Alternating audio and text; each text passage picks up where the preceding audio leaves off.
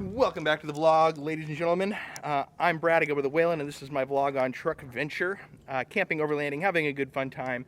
And today is a little bit of a terrestrial vlog, a day in the life, if you will. Got coffee in hand, getting energized, and what we're going to do is take a look at the truck, maybe point out a few of the things that I've done in the past of the truck and the current build, and then talk a little bit about future build modifications I'm going to do coming up very soon. But first, we're going to take a little detour. I'm going to put my coffee down for a second so I can point to the truck better. We're going to take a little detour to my body guy because we've got a couple of things going on in the truck that we need to get looked at. These body pieces here were a little loose, and now they're being held on with zip ties in the front.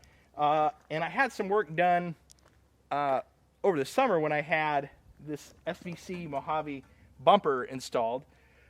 But I also just took it into Ford and had them replace the water pump and fix an oil leak by replacing a gasket. And I'm kind of wondering if they just didn't put it together right, because I literally have these held on by zip ties right now. Additionally, we've got a little bit of hood rattle going on with this hood. I noticed that coming back from Mojave. We had to adjust the hood to ride a little higher so that we could avoid having it rattle. So body guy's going to look at that, see if he can get that aligned and fixed.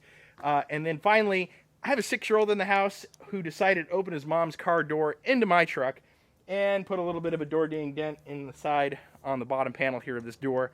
We'll see if my guy Jim can pull that dent out as well. And then lastly, I've got this box packaged up, which contains my old Baja Designs light bar. We're going to send that back to Baja Designs because they have sent me a brand new 30-inch Baja Designs light bar, because that previous one shorted out for some reason. It got moisture inside of it. We don't know why. Hashtag Oregon. And it shorted out. So far, this one's been on for a couple of weeks. No signs of moisture getting inside of it, so maybe it's just a fluke. But sending it back to them, they were super great in helping me resolve that matter under warranty, get a new one built for me and sent off as soon as possible. So yeah, I'm sending that back. Hopefully they can assess that light bar and see if there's anything wrong with it that might help them improve their design for future customers. So we're going to get on the road here, talk to my body guy Jim, and in the meantime, please like the video, subscribe to the channel, and we'll be right back.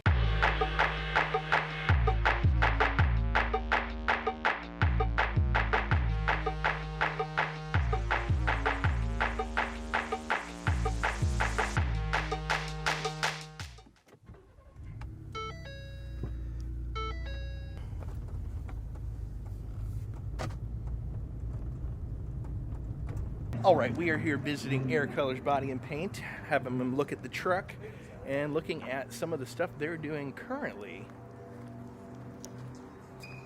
What are you guys working on back here? We're doing a 53. That's pretty sweet. So we just got it in body and prime. So now we're doing block, fill, block, wet sand paint. So there's the quarters if you have this car. Here's a little 914. We just got a strip ready to go, and now we're going to cut our quarter off.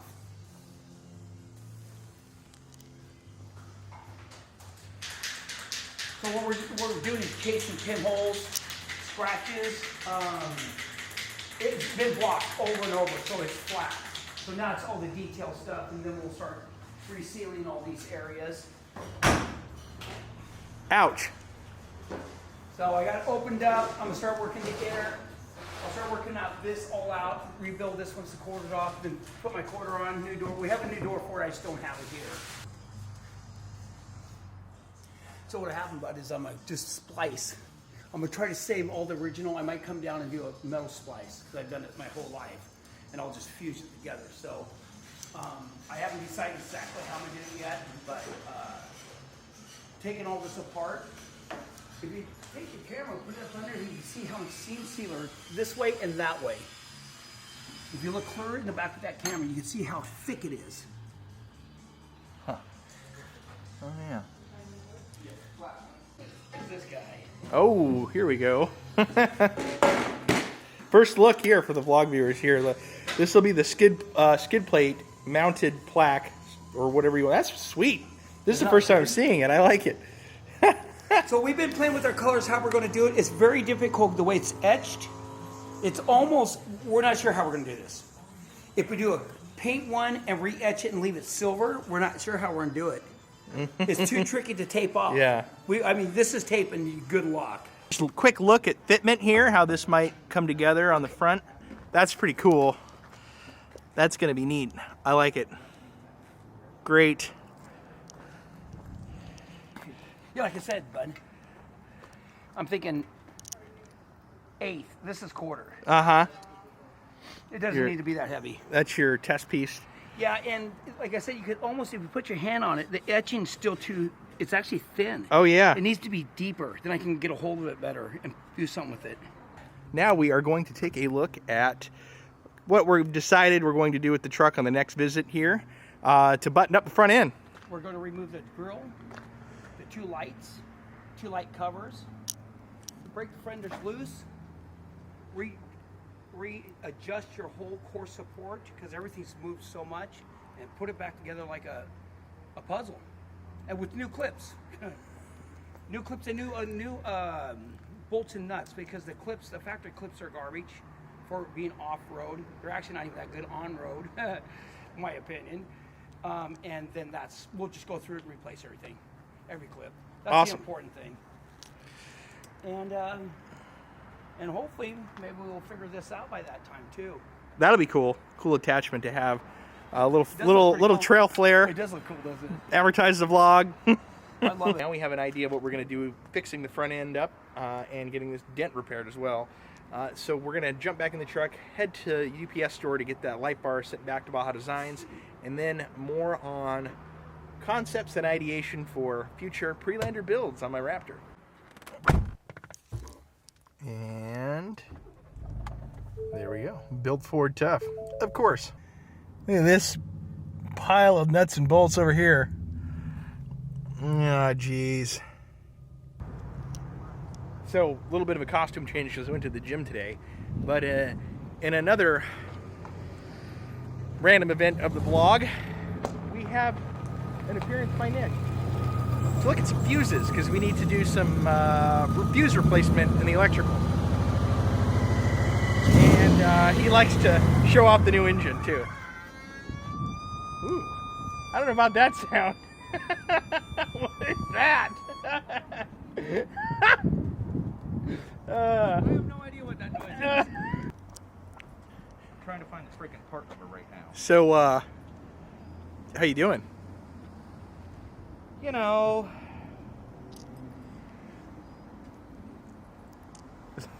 Not good, huh?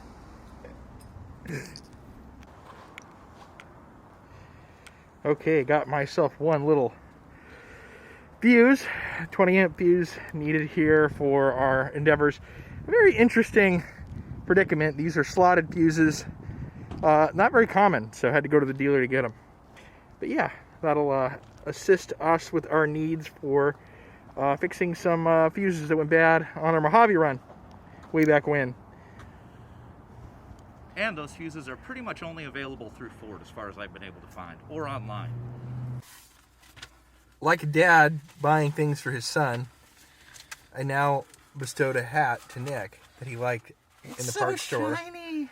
So now Nick has his own Ford Performance hat. How many people in the comments below, how long do you think it'll take Nick to destroy that hat? I give it 2 weeks. Okay, repping the brand now. Okay, now's the part where I talk about what I'm going to do to evolve the build on this truck. So to start, let's talk about what the current build or the old build is, and then we'll talk about how I want to improve those things. So this endeavor started a couple years ago when I started my vlog and did my sabbatical journey. And all the equipment I have on there is the original equipment pretty much that I've been using for Overland for the last 2.5 years. And it's gotten a lot of use and abuse. So the other thing to note too is there wasn't a lot of options back then compared to now. So there's a lot more manufacturers building things out there now that have piqued my interest. So I'm curious to see what else is out there for me to use on the truck. And I've also learned a lot over the last couple of years. So now I have a better idea what I want to do with the truck and how I want to evolve it. So to start, let's talk about a couple things that are going to change. And that starts in the back with the rack and the tent. So I've had the KB Voodoo rack on the truck this whole time, and we had to actually make it a little bit more ruggedized with some personal modifications to keep it off-road worthy, as it were, the way I drive off-road. And then we also have the Tepui tent on the back, and that tent has had some bolts shaken loose on it in the last trip through the Mojave. It is the ruggedized version, but man, we shook some bolts loose on it, so how rugged is it? And then we also had to do a major cleaning on it last year because, unfortunately, we got some mold damage when it was sitting on my truck in the rain of Oregon, and unfortunately, the PVC cover wasn't good enough for it. Looking at a couple of options for tents, and one of these options is the iKamper SkyCamp 2.0. And I know that one's big, and for that reason, I am going to have to upgrade my rack because my rack is too short, because I need to have a taller rack that'll fit over the bed of over the cab. So the tent has to kind of come over the cab of the truck. So we need to get a rack that's taller. So with that, we're looking at getting a rack custom built from an outfit called Xtrusion Overland. I think I'm pronouncing that right, but I've been working with them a little bit offline to just talk about what my needs are, and we're working on creating a design for that particular rack setup in the back that is going to be off-road worthy, so I'm looking forward to that. And then alternatively, the SkyCamp's going to go on top of that. We're going to make it fit over even my KC rack on top. We're taking all the measurements needed. And I'm excited for that because it's a hard shell tent. It's bigger. I could use the extra space. The Tepui was actually a little bit too small, I think. It touts itself as being a 3-person tent, but it really is a 2-person tent. So I'm expecting this 4-person tent, SkyCamp, is going to end up being a 3-person tent, and that'll be fine for my needs. So the suspension on the truck is pretty much OEM. I have Icon leafs that are added to it, and I've got a set of SVC bump stops, which have been great, and then Geyser off-road springs up front. But the shocks, they're OEM, and I have 47,000 miles in this truck, so I think you know where this is going. Those shocks are shot, and it's time to send them off to Valhalla for the long goodbye, and we need to update the suspension on this truck to really handle the off-road like I want to do it when I go out to the desert, or even when I'm tooling around Oregon. I really want to have a good suspension setup that I'm confident in to off-road with. We're looking at getting a set of Icon vehicle dynamic shocks all the way around the truck to replace the OEM shocks that are shot and need to be sent to Valhalla. But wait, there's more. I'm also checking out an outfit called Krazy House Customs for their lower control arm and front bump stop assembly.